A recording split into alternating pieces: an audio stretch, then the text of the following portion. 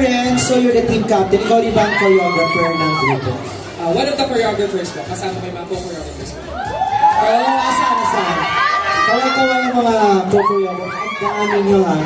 Okay, I see gold and violet purple. Ano meron? Ba't ganito? At saan nyo kinuha yung ganitong color? This color theme, alam namin na kapag disco kasi is more on silver, more on gold. So nag-isip kami ng color na magpapop sa mata ng mga audience and judge. And here it is. And abangan nyo pa, hindi pa dyan magtatapos yan. Abangan nyo later. May pasabog din pala. Matagal ba ang preparation? Gaano? Isa kasi, isang buwan ang preparation daw. Kayo naman.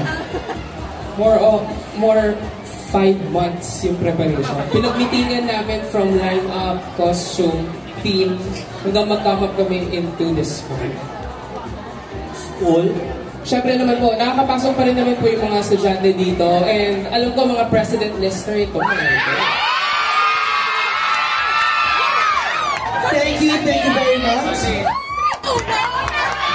And your next team from Polytechnic University of the Philippines, Santa Mesa, move to the groove!